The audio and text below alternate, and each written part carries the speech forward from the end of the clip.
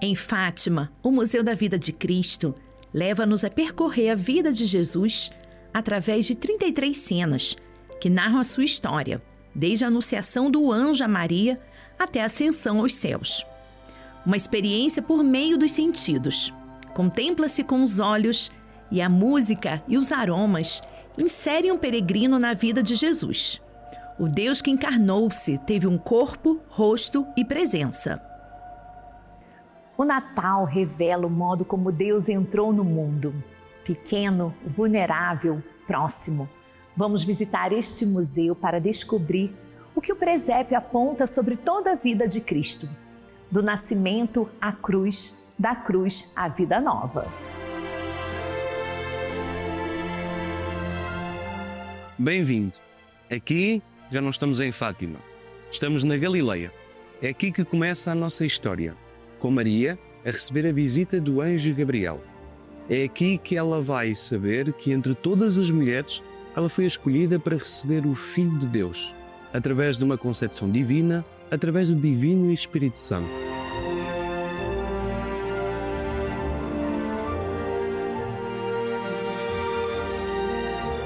Então estamos nesse tempo tão lindo do Natal e aqui a partir do Museu da Vida de Cristo percorremos diversas cenas, desde a anunciação do anjo a Maria, sua visita à sua prima Santa Isabel, o sonho de São José e todo aquele caminho até o nascimento de Jesus na Gruta de Belém.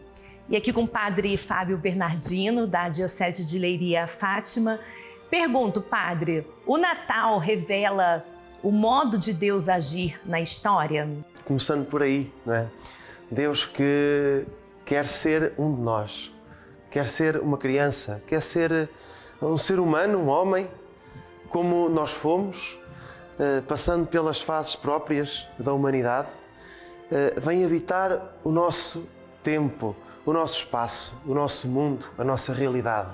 Não é um Deus distante, é um Deus próximo, um Deus familiar, quer ter uma família, quer viver num ambiente, diríamos, normal, na sua época, ou foi. E por isso o Natal é esta época que estamos vivendo. Pode ser um clichê usado muito nesta altura, mas uma época cheia de magia, desta ternura, deste ambiente enternecedor. Tudo começou com um sim de Maria.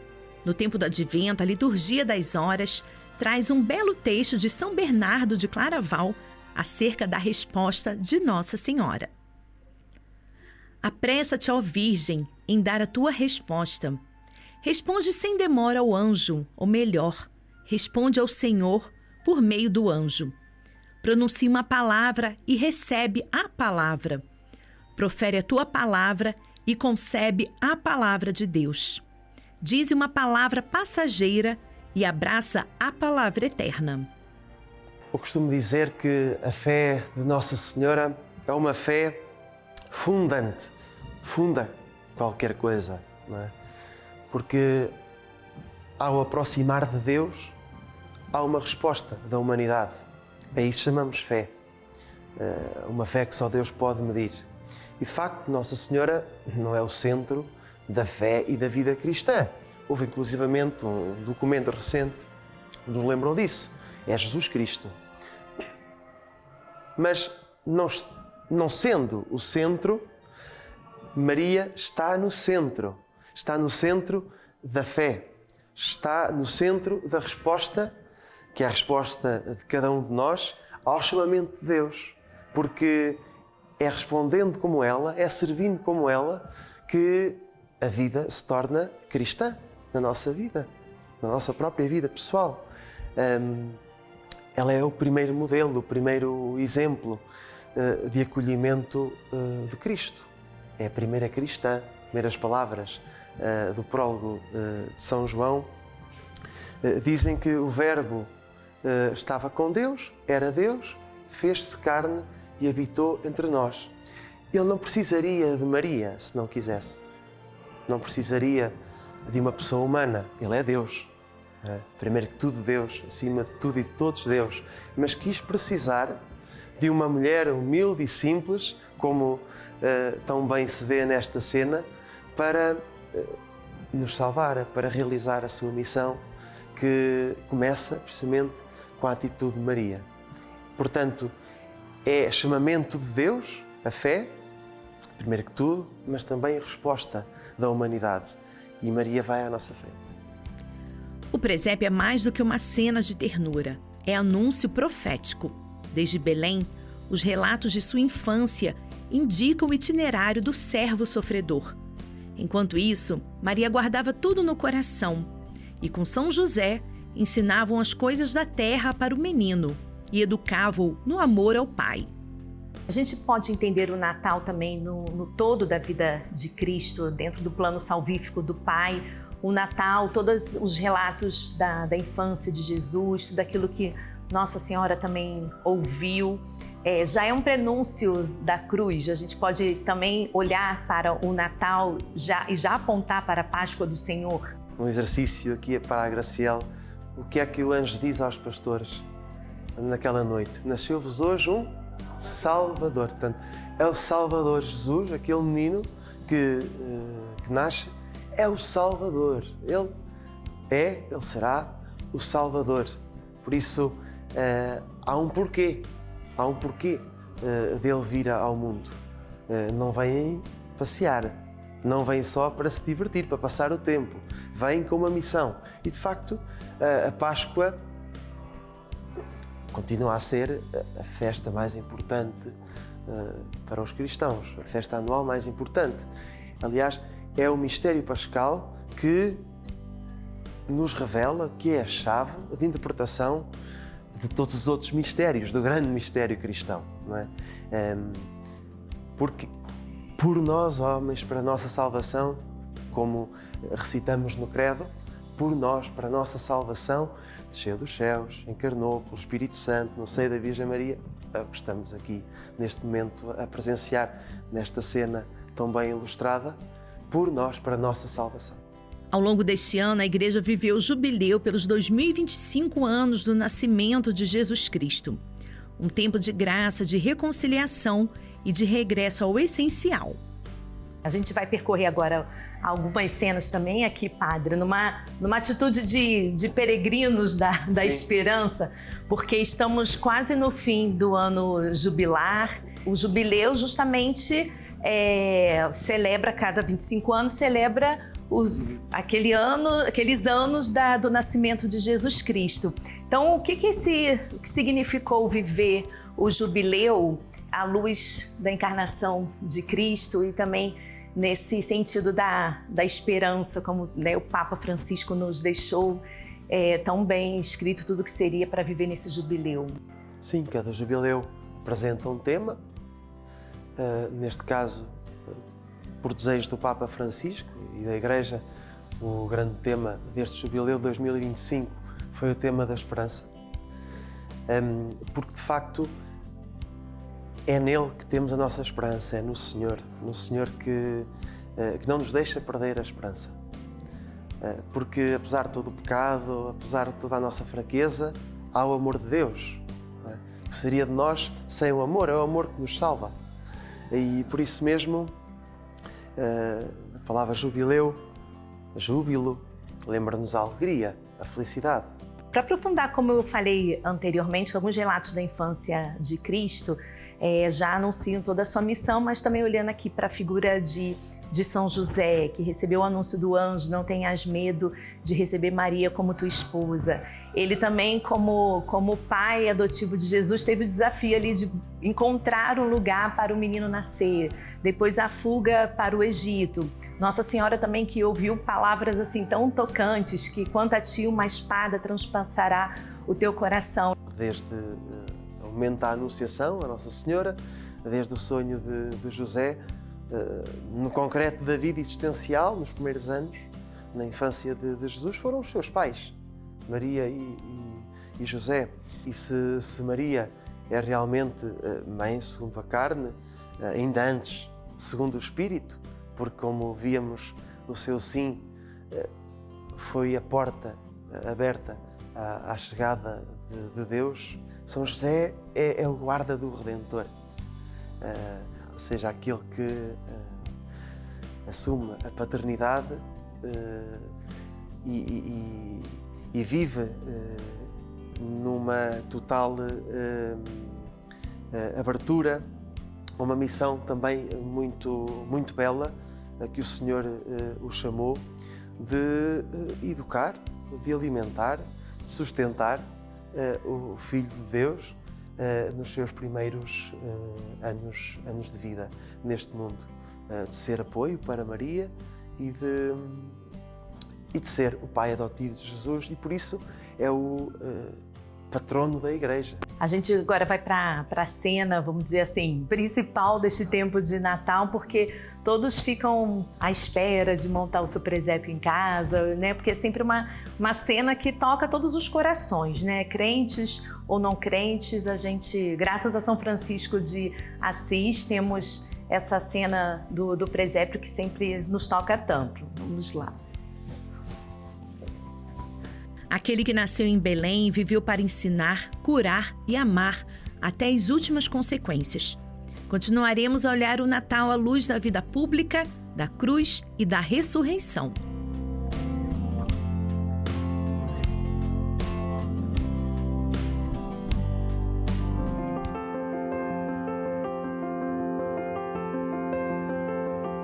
Aquele que nasceu humilde e pobre, aos poucos revela o rosto do Pai.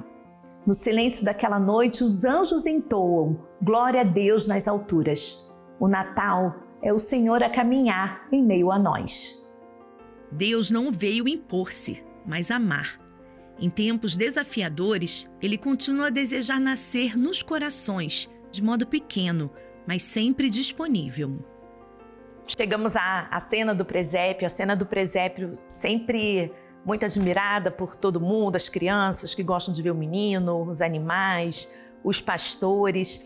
E assim vemos que o povo, no geral, esperava um Messias glorioso, mas recebeu um Deus menino, pequeno e frágil. E o que isso também nos aponta, especialmente hoje no mundo dividido, no mundo de tantas mazelas, tantos desafios, o que fala o nosso coração hoje, Padre? Que grande lição do presépio de Belém, porque este Deus omnipotente, todo-poderoso, quis de facto assumir a nossa humanidade até naquilo que de mais baixo ela tem. Reparemos, um estábulo numa casa, atualmente, e talvez muito mais na altura de Jesus, e na Palestina de então, um estábulo não era propriamente uma zona da casa, da habitação de uma família pela qual se tivesse assim muito zelo. Foi aquele espaço que reservaram para o Filho de Deus, para o próprio Deus vir a este mundo. Se de facto a adoração é elevar-nos até Deus, ora, Deus quer vir ao mais baixo do ambiente humano, do que tem a vida comum do ser humano, para até aí Ele resgatar a humanidade. Toda vez que olho para um presépio, eu vejo, mas Deus, por que todo presépio de Jesus não está agasalhado? Porque era frio, né? Hemisfério norte, naquela época também na Palestina, frio. Então, é um sinal desse Deus que se esvaziou de si mesmo, porque sempre o menino Jesus é retratado ali, né? sem nenhuma cobertinha que seja. Humildade. Ele vem despojado. Porque São Francisco tinha também, não só recriar, porque eu diria, é impossível recriar tal e qual nós estávamos lá a ver. É impossível recriar tal e qual o ambiente de Belém, da Judeia, obviamente. O que nós temos é a descrição dos Evangelhos. Então São Francisco, de Assis, há uns séculos, tentou, e depois dele todos nós, tentamos recriar de forma diferente. Se este gesto de humildade se este despojamento ofende alguém, eu não sei já o que é que não ofende. Não é? Porque ele vem de forma despida de si próprio para nos tocar profundamente e chamar a atenção, de facto, daqueles que possam andar distraídos. E eu penso que, por isso mesmo, também um presépio não passa despercebido a ninguém. Este gesto, esta atitude. Antes da doação total de si até a morte, Cristo caminhou com o povo. E em tantos feitos e milagres como verdadeiro Deus, e em atos comuns como verdadeiro homem. Como o padre falou, Jesus não veio ao mundo a passeio. Então a gente vê pelas cenas desse museu, né, como a sua vida, desde a sua vida oculta com a Sagrada Família, sua vida pública, tudo teve um sentido maior. Percorremos diversas cenas, né, da sua infância, adolescência, o batismo de Jesus por João Batista e também tudo que aconteceu, que a gente vê nos evangelhos, que é bem interessante, né? A gente ter essas imagens como uma catequese também, não é, padre? Claro, ou seja, a intenção é também essa. Como dizia há pouco, não só retratar, porque se torna muito difícil, não é? Historicamente, tal e qual, não é? Como foi, mas acima de tudo, até pela própria a dimensão real destas imagens em cera, não é?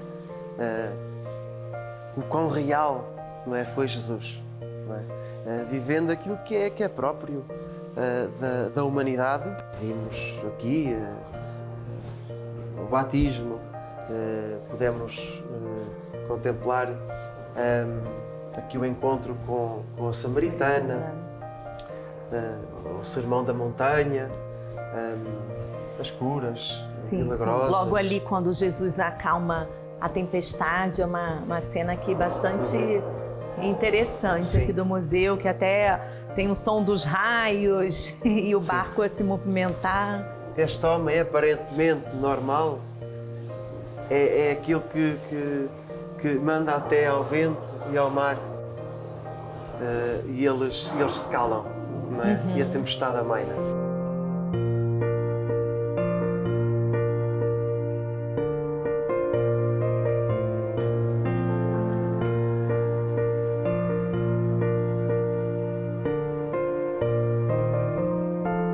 O menino é também o cordeiro. A cruz é o ponto mais alto da doação. Contudo, a vida vence. O amor que se fez carne atravessa a morte e torna-se eterno. Da ternura do presépio chegamos à cena tão tocante da crucificação e morte de Cristo. Mas, padre, a gente pode dizer que a paixão e a cruz mostram o extremo daquele amor já iniciado em Belém, e então como celebrar também o Natal sem esquecer que ele também é o Cordeiro. Não deixam de ser o mesmo caminho iniciado lá atrás, em Belém ou na Galileia, se quisermos ainda, com Nossa Senhora, porque nos dizem que de facto é mesmo muito baixo que ele desce para nos resgatar e experimenta na pele. Ele quer ter um coração humano, experimenta na pele aquilo que é o coração, muitas vezes mau e odioso e pecador da humanidade, para lhe devolver o verdadeiro coração humano que a humanidade precisa. E por isso deixa-o trespassar o seu coração na cruz. E esta cena, não sei se dá para as pessoas ouvirem lá em casa, que tem a música mais dramática, mais impactante, nos convidando a entrar mesmo na cena. Mas o Natal, que é um tempo de luz, também acaba por apontar para este momento mais escuro, não é? Em que as trevas envolveram a terra, porque foi dramático aquele momento. Isto. Mas graças a Deus, literalmente, graças a Deus, não ficou na cruz, o Senhor ressuscitou.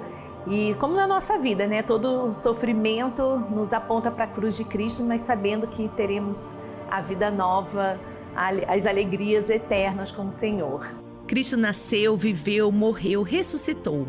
E a cada Natal renova-se a grande expectativa: o Senhor voltará. Enfim, na cena da ressurreição, vemos que o sepulcro está vazio, Cristo ressuscitou. Padre, então como viver o Natal nessa perspectiva da Páscoa, da vitória de Deus sobre a morte e também no anúncio que seremos um dia também ressuscitados? Se Cristo não ressuscitou, é vã a vossa fé.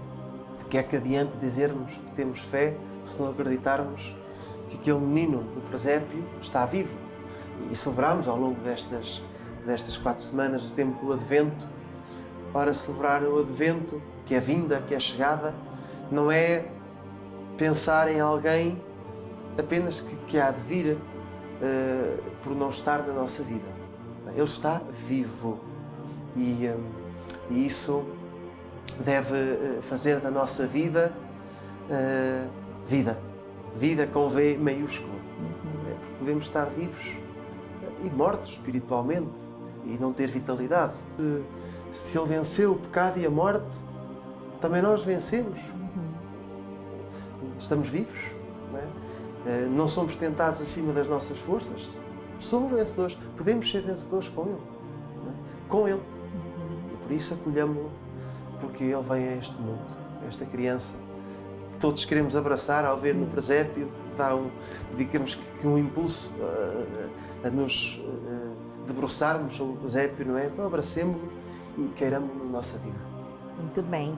O Deus que se encarnou, que esvaziou-se de si mesmo e deixou o sepulcro vazio também. E vamos agora comentar, né, finalmente, o que aconteceu após a ressurreição e aquilo que o Senhor também prometeu a nós.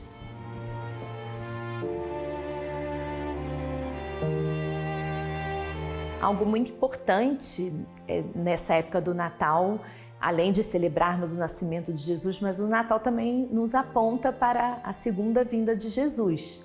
Então, como viver essa festa do Natal também nessa expectativa, até do que nós professamos na nossa fé, que o Senhor há de vir em sua glória. Sabemos que um dia Ele há de vir em sua glória, mas não quer ficar isolado.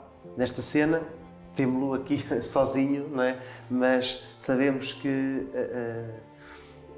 havia gente presenciar, como nós estamos aqui agora. Talvez o autor quisesse realmente enfatizar que somos nós hoje, que estamos aqui em baixo, ansiando estar com Ele lá em cima. E também para recebermos o Espírito Santo, conforme Ele nos prometeu também na Ascensão. Não é? Como dom da Páscoa. Não é?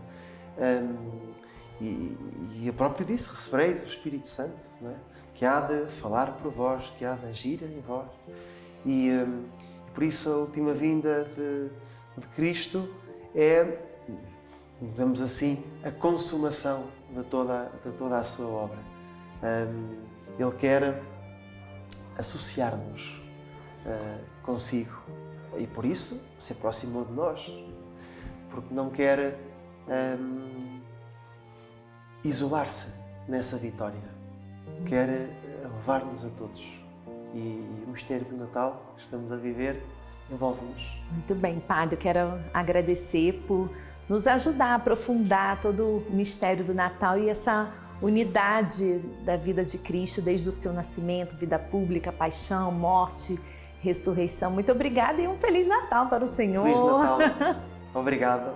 Foi um gosto muito grande acompanhar-vos, também aos telespectadores, neste percurso. E queiramos-lo fazer, não é? Começamos no Natal e agora vamos acompanhar Cristo até ao mistério pascal e bebendo de tudo aquilo que Ele tem para nos oferecer, que é tanto, que é tudo, na verdade, que é o próprio Deus. O Museu da Vida de Cristo, mais do que proporcionar uma visitação, trata-se de uma verdadeira catequese, adaptada às linguagens atuais e com um chamado inerente, conforme explicou o Papa Francisco em sua carta apostólica Admirável Sinal. Do presépio, com meiga força, Jesus proclama o apelo à partilha com os últimos, como estrada para um mundo mais humano e fraterno, onde ninguém seja excluído e marginalizado. O presépio faz parte do suave e exigente processo de transmissão da fé. Neste dia solene, cada cristão é convidado a exclamar ao Senhor o que diz a liturgia do Natal. Nasceis para dar-nos o céu como pátria, vivendo na carne da humanidade. Renovem-se as mentes e os corações, se unam por laços de tal caridade.